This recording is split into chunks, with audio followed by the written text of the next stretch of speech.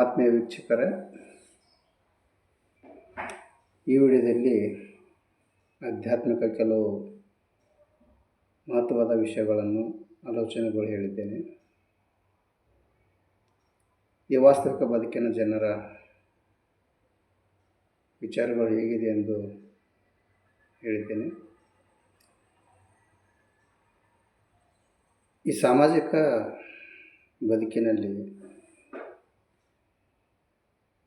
ಪ್ರತಿಯೊಬ್ಬ ವ್ಯಕ್ತಿಯು ತನ್ನ ಜೀವನದಲ್ಲಿ ಬದಲಾವಣೆ ಬಯಸುವುದು ಸಹಜ. ಸುಖಕರ ಜೀವನ ನಡೆಸೋಣ ಎಂದು ಬಯಸುವುದು ಸಹಜ. ಆದರೆ ಅದು ತನ್ನಷ್ಟಕ್ಕೆ ತಾನೇ ಎಂದಿಗೂ ಆಗಲಾರದು. ಅದಕ್ಕೆ ನೀವು ತಕ್ಕಂತೆ ಬದಲಾಗುವ ಮಾರ್ಗ ಹುಡುಕಿಕೊಳ್ಳಬೇಕು.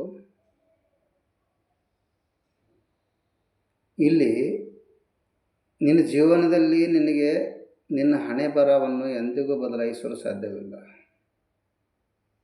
ಆದರೆ ನಿನ್ನ ಹಣೆಯ ಬೆವರಿನಿಂದ ಮಾತ್ರ ನಿನ್ನ ಜೀವನ ಬದಲಿಸಿಕೊಳ್ಳಬಹುದು. ಅಂದರೆ ಕಷ್ಟಪಟ್ಟು ದುಡಿಯುವುದರಿಂದ ಜೀವನದಲ್ಲಿ ಯಶಸ್ಸು ಕಾಣಬಹುದು, ಬದಲಾವಣೆ ತರಬಹುದು. ಮೊದಲು ಗುರಿ ಇಟ್ಕೊಳ್ಳಿ, ಅದರ ತಕ್ಕಂತೆ ಕೆಲಸ ಮಾಡಿ, ಜೀವನದಲ್ಲಿ ಬದಲಾವಣೆ ಖಂಡಿತ. ಈ ನಿಮ್ಮ ಜೀವನದಲ್ಲಿ ನೀವು ಎಷ್ಟು ಓದಿದ್ದೀರಿ ಅನ್ನೋದು ಮುಖ್ಯವಲ್ಲ, ನೀವು ಎಷ್ಟು ಡಿಗ್ರಿ ಪಡೆದುಕೊಂಡಿದ್ದೀರಿ ಅನ್ನೋದು ಮುಖ್ಯವಲ್ಲ.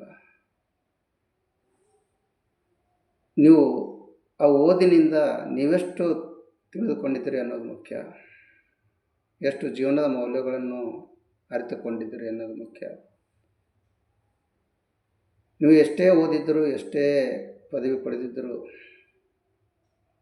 ನಿಮ್ಮಲ್ಲಿ ಮಾತನಾಡುವ ಪದ್ಧತಿ, ಸಿಸ್ಟಮ್ ಸರಿ ಇರಲಿದ್ದರೆ ನೀನು ಓದಿದ್ದು, ಪಡೆದ ಡಿಗ್ರಿ ಎಲ್ಲವೂ ವ್ಯರ್ಥ. ನೀನೊಬ್ಬ ಅನಕ್ಷತ ವ್ಯಕ್ತಿಗೆ ಸಮನಾಗಿರ್ತೀಯ. ಇಲ್ಲಿ ಒಂದು ನೀತಿಯ ಕಥೆ. ಅದೇನೆಂದರೆ, ಒಂದು ದಿನ ಒಬ್ಬ ಕಲಾಕಾರ, ಅಂದರೆ ದೇವರ ಮೂರ್ತಿಗಳನ್ನು ತಯಾರಿಸುವ ಕಲಾಕಾರ, ದೇವರಿಗೆ ಒಂದು ಪ್ರಶ್ನೆ ಕೇಳಿದ. ಏ ದೇವರೇ, ನೀನು ಕಲಾಕಾರ, ನಾನು ಕಲಾಕಾರ. ನೀನು ಲಕ್ಷಗಟ್ಟಲೆ ಮೂರ್ತಿಗಳನ್ನು ಸೃಷ್ಟಿಸಿ ಭೂಮಿಗೆ ಕಳಿಸ್ತಿ, ಮತ್ತು ನಾನು ಸಾವಿರಾರು ಗಟ್ಟಲೆ ಮೂರ್ತಿಗಳನ್ನು ತಯಾರಿಸಿ ಸಮಾಜಕ್ಕೆ, ದೇವರ ಗುಡಿಗಳಿಗೆ ಕಳಿಸಿಕೊಡುತ್ತೇನೆ. ಈ ಸಮಾಜದಲ್ಲಿ ನೀನು ತಯಾರಿಸಿದ ಎಲ್ಲ ಮೂರ್ತಿಗಳು ಅವರವರಲ್ಲಿ ಹೊಡೆದಾಟ, ಕಚ್ಚಾಟ, ಜಗಳ, ದ್ವೇಷ ಎಲ್ಲವೂ ಮಾಡಿಕೊಳ್ಳುತ್ತಾರೆ. ಆದರೆ ನಾನು ತಯಾರಿಸಿದ ಮೂರ್ತಿಗಳ ಮುಂದೆ ಕೈ ಜೋಡಿಸಿ ನಮಸ್ಕರಿಸುತ್ತಾರೆ. ಇದು ಹೇಗೆ ಎಂದು ಕೇಳಿದ. ಮತ್ತು ನಮಗೆ ಜನ್ಮ ಕೊಟ್ಟ ತಂದೆ ತಾಯಿಯವರನ್ನು ತಿರಸ್ಕಾರದಿಂದ ನೋಡಿಕೊಳ್ಳುತ್ತಾರೆ. ಅವರಿಗೆ ಕೈ ಮುಗಿಯದೆ ನಾನು ತಯಾರಿಸಿದ ಮೂರ್ತಿಗಳಿಗೆ ಕೈ ಮುಗಿದು ಬೇಡಿಕೊಳ್ಳುತ್ತಾರೆ. ಇದೆಂಥ ಲೋಕ! ಜನ್ಮ ಕೊಟ್ಟು ಜಗತ್ತನ್ನೇ ತೋರಿಸಿದ ದೇವರಿಗೆ ಕೈ ಮುಗಿಯದ ಈ ಜನ ಒಬ್ಬ ಕಲಾಕಾರ ತಯಾರಿಸಿದ ಮೂರ್ತಿಗಳಿಗೆ ಕೈ ಮುಗಿಯುತ್ತಾರೆ. ಇದೆಂಥ ಪ್ರಪಂಚ! ನಾವಿರೋ ಈ ಸಮಾಜದಲ್ಲಿ ಹೆಣ್ಣಿಗೆ ಒಂದು ಗೌರವದ ಸ್ಥಾನ ಇದೆ. ಹೆಣ್ಣು ಸಂಸಾರದ ಕಣ್ಣು. ಹೆಣ್ಣಿಲ್ಲದರೆ ನೀನಿಲ್ಲ, ಹೆಣ್ಣಿಲ್ಲದರೆ ಈ ಜಗವಿಲ್ಲ, ಹೆಣ್ಣಿನಿಂದಲೇ ಎಲ್ಲ. ಹೆಣ್ಣು ಮನಸ್ಸು ಮಾಡಿದರೆ ಗಂಡನಿಗೆ ರಾಜನಾಗಿ ಮಾಡುತ್ತಾಳೆ, ಅವನ ಜೊತೆಯಲ್ಲಿ ನಿಂತುಕೊಳ್ಳುತ್ತಾಳೆ. ಹಿಂದಿನ ಇತಿಹಾಸ ಪುಟ ನೋಡಿದಾಗ ಎಲ್ಲ ಆಗಿ ಹೋಗಿದ್ದು ಈ ಹೆಣ್ಣಿನಿಂದಲೇ.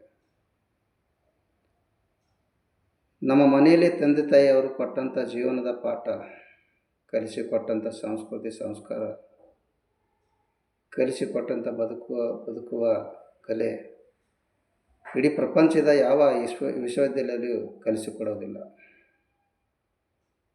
ಈ ಕಲಿಯುಗದಲ್ಲಿ ನಮ್ಮಲ್ಲಿ ಜನ ಹೇಗಿದ್ದಾರಂದರೆ, ನೀವು ಏನೋ ಮಾಡಿದರೂ ಆಡಿಕೊಳ್ಳುತ್ತಾರೆ, ಕುಂತರೂ ಆಡಿಕೊಳ್ಳುತ್ತಾರೆ, ನಿಂತರೂ ಆಡಿಕೊಳ್ಳುತ್ತಾರೆ, ಕೆಲಸ ಮಾಡಿದರೂ ಆಡಿಕೊಳ್ಳುತ್ತಾರೆ, ಕೆಲಸ ಮಾಡದೇ ಇದ್ದರೂ ಆಡಿಕೊಳ್ಳುತ್ತಾರೆ, ಒಳ್ಳೆಯದು ಮಾಡಿದರೂ ಆಡಿಕೊಳ್ಳುತ್ತಾರೆ, ಕೆಟ್ಟದ್ದು ಮಾಡಿದರೂ ಆಡಿಕೊಳ್ಳುತ್ತಾರೆ. ಅತಿ ಬೆಲೆ ಬಾಳುವ ಬಟ್ಟೆಗಳು ಧರಿಸಿ ಹೋಗುತ್ತಿರುವಾಗ ಜನ ಅಂತಾರೆ, ನೋಡು ಇವನಿಗೆ ಎಷ್ಟೊಂದು ಸೊಕ್ಕು ಬಂದಿದೆ, ಇವನೇನು ದೊಡ್ಡ ಶ್ರೀಮಂತನೇ ಅನ್ನುತ್ತಾರೆ. ಮತ್ತು ಹರಿದ ಬಟ್ಟೆ ಹಾಕಿದರೆ, ನೋಡು ಹರಿದ ಬಟ್ಟೆ ಹಾಕಿಕೊಂಡು ತಿರುಗುತ್ತಾನೆ, ಇವನಿಗೇನು ಕಡಿಮೆ ಇದೆಯೇನೋ ಅನ್ನುತ್ತಾರೆ. ಕೆಲಸ ಮಾಡಿ ಹಣ ಸಂಪಾದಿಸುತ್ತಿರುವಾಗ ಜನ ಹೇಳುತ್ತಾರೆ, ಹಣ ಜನ್ಮಕ್ಕೆ ಬರ್ತದೇನೋ, ಆರೋಗ್ಯ ಕಡೆ ಗಮನ ಕೊಡು ಅಂತಾರೆ. ಆರೋಗ್ಯ ಕೆಟ್ಟಾಗ ದುಡ್ಡು ಕೆಲಸಕ್ಕೆ ಬರ್ತದೆ ಅನ್ನುತ್ತಾರೆ. ಬೇರೊಬ್ಬರಿಗೆ ಸಹಾಯ ಮಾಡಲು ಹೊರಟರೆ ಅನ್ನುತ್ತಾರೆ, ನೋಡು ರಾಜಕೀಯದಲ್ಲಿ ಬೆಳೆಯಲು ನಿಂತಿದ್ದಾನೆ ಅನ್ನುತ್ತಾರೆ. ಸುಮ್ಮನೆ ಮನೆಯಲ್ಲಿ ಕುಳಿತುಕೊಂಡ್ರೆ ಅನ್ನುತ್ತಾರೆ, ನೋಡು ಏನೂ ಕೆಲಸ ಇಲ್ಲ, ಮನೆಯಲ್ಲಿ ಕುಳಿತುಕೊಂಡಿದ್ದಾನೆ ಅನ್ನುತ್ತಾರೆ. ಹಣ ಇಲ್ಲಿ ಕೊಡದ ಬಾಯಿ ಮುಚ್ಚಬಹುದು, ಆದರೆ ಜನರ ಬಾಯಿ ಮುಚ್ಚಲು ಆಗಲ್ಲ. ಈ ಜಗ ಏನೇ ಇರಲಿ, ಏನೇ ಮಾತಾಡ್ಕೊಳ್ಳಿ, ನಿನ್ನ ಮಾರ್ಗದಲ್ಲಿ ನಿನ್ನ ಕೆಲಸದಲ್ಲಿ ನೀನು ಸಾಗ್ತಾಯಿರು. ಯಾರು ಏನೋ ಅಂದರೇನೋ, ಯಾರು ಏನು ಮಾತಾಡಿದ್ರೇನೋ, ಆನೆ ಮುಂದೆ ಹೋಗುತ್ತಿರೋಗನ್ನ ಹಿಂದೆ ನಾಯಿಗಳು ಎಷ್ಟೋ ಬರುತ್ತಾ ಇರ್ತವೆ. ನಿನ್ನ ಪಾಡಿಗೆ ನೀನು ಹೋಗ್ತಾಯಿರೋ, ಕೆಲಸ ಮಾಡ್ತಾಯಿರೋ ಅಷ್ಟೇ. ಇಲ್ಲಿ ಒಂದು ಬೀಜವು ಯಾವುದೇ ಶಬ್ದವಿಲ್ಲದೆ ಬೆಳೆಯುತ್ತದೆ, ಆದರೆ ಒಂದು ಮರವು ದೊಡ್ಡ ಶಬ್ದದೊಂದಿಗೆ ಬೀಳುತ್ತದೆ. ಇಲ್ಲಿ ವಿನಾಶವು ಶಬ್ದವನ್ನು ಹೊಂದಿರುತ್ತದೆ, ಆದರೆ ಸೃಷ್ಟಿಯು ಮೌನವನ್ನು ತಿಳಿದು. ಭೂತಕಾಲವು ನಿಮ್ಮ ಭರವಸೆ, ವರ್ತಮಾನವು ನಿಮ್ಮ ಉಡುಗೊರೆ, ಭವಿಷ್ಯ ನಿಮ್ಮ ಪ್ರೇರಣೆ. ಯಾರು ನಿಮ್ಮನ್ನು ಪ್ರೀತಿಸುತ್ತಾರೋ ಅವರನ್ನು ಗೌರವಿಸಿ, ಯಾರು ನಿಮ್ಮನ್ನು ದ್ವೇಷಿಸುತ್ತಾರೋ ಅವರಿಂದ ದೂರ ಇರಿ. ಯಾರು ನಿಮ್ಮನ್ನು ಕಡೆಗಣಿಸುತ್ತಾರೋ ಅಂಥವ್ರನ್ನು ಚಪ್ಪಲಿ ಬಿಡುವ ಜಾಗದಲ್ಲಿ ಇಟ್ಟುಬಿಡಿ. ಯಾರು ನಿಮ್ಮನ್ನು ಸಹಾಯ ಮಾಡುತ್ತಾರೋ ಅಂಥವ್ರನ್ನು ಮರೆಯಬೇಡಿ. ಯಾರು ನಿಮ್ಮ ಮೇಲೆ ವಿಶ್ವಾಸ ಇಟ್ಟಿದ್ದಾರೋ ಅಂಥವರನ್ನು ವಿಶ್ವಾಸದ್ರೋಹ ಯಾವತ್ತೂ ಮಾಡಬೇಡಿ. ನೀವು ನಿಮ್ಮ ಜೀವನದಲ್ಲಿ ಯಾವುದೇ ಒಂದು ಕಾರಣದಿಂದ ದುಃಖದಲ್ಲಿದ್ದಾಗ ನಿಮ್ಮ ತುಂಬ ಹತ್ತಿರ ಇರುವ ಗೆಳೆಯರೊಂದಿಗೆ ಸಮಯವನ್ನು ಕಳೆಯಿರಿ, ಸಹಾಯವನ್ನು ಕೇಳಿರಿ, ಏಕೆಂದರೆ ಅವನು ಎಂದಿಗೂ ಉರಿಯುತ್ತಿರುವ ಬೆಂಕಿಗೆ ತುಪ್ಪ ಹಾಕಲ್ಲ. ಸಮುದ್ರದ ನೀರು ಎಷ್ಟಿದ್ದರೇನೋ ಬಾಯಾರಿಕೆ ದಾಹ ತೀರಿಸುತ್ತಾ ಆ ನೀರು ಕುಡಿಯಲು ಆಗುತ್ತಾ, ಹಾಗೆ ಇಲ್ಲಿ ಸಮಾಜದಲ್ಲಿ ಒಬ್ಬ ಜಿಪುಣನ ಹತ್ತಿರ ಎಷ್ಟೇ ಕೋಟಿಗಟ್ಟಲೆ ಹಣ ಇದ್ದರೇನೋ ಅದು ಇನ್ನೊಬ್ಬರಿಗೆ ಒಪ್ಪಿಗೆ ಬರುತ್ತಾ. ಇಲ್ಲಿ ನಿಮ್ಮ ಜೀವನದಲ್ಲಿ ಚುಗಲಿ ಹೇಳುವುದು ಅಂದರೆ ಆ ಕಡೆ ಈ ಕಡೆ ಹೇಳುವುದನ್ನು ಬಿಟ್ಟುಬಿಡಿ. ಇದರಂಥ ದೊಡ್ಡ ಪಾಪ ಬೇರೊಂದಿಲ್ಲ. ಇದರಿಂದ ಸರಿಯಾಗಿ ಸಾಗುವ ಕುಟುಂಬಗಳು ಹಾಳಾಗಿ ಹೋಗುತ್ತವೆ, ಸರಿ ಇದ್ದ ಸಂಸಾರಗಳು ಮುರಿದು ಹೋಗುತ್ತವೆ, ಗಂಡ ಹೆಂಡತಿಯ ನಡುವೆ ಜಗಳ ಪ್ರಾರಂಭವಾಗುತ್ತದೆ, ಅಣ್ಣ ತಮ್ಮರ ನಡುವೆ ಜಗಳ ಪ್ರಾರಂಭವಾಗುತ್ತದೆ, ಅಕ್ಕ ತಂಗಿಯರ ಮಧ್ಯದಲ್ಲಿ ಜಗಳ ಪ್ರಾರಂಭವಾಗುತ್ತವೆ, ಬಂಧು ಬಳಗದವರ ನಡುವೆ ಜಗಳ ಹುಟ್ಟಿಕೊಳ್ಳುತ್ತವೆ, ಗೆಳೆಯರ ನಡುವೆ ದ್ವೇಷ ಬೆಳೆದುಕೊಳ್ಳುತ್ತವೆ. ಚುಗಲಿ ಹೇಳುವುದು ಮೊದಲು ಬಿಟ್ಟುಬಿಡಿ, ಇದರಿಂದ ಭಾಳಷ್ಟು ಅನಾಹುತ ಆಗುತ್ತದೆ. ಈ ವಿಡಿಯೋ ನಿಮಗೆ ಇಷ್ಟ ಆದರೆ ಲೈಕ್ ಮಾಡಿ, ಶೇರ್ ಮಾಡಿ, ಸಬ್ಸ್ಕ್ರೈಬ್ ಮಾಡಿ.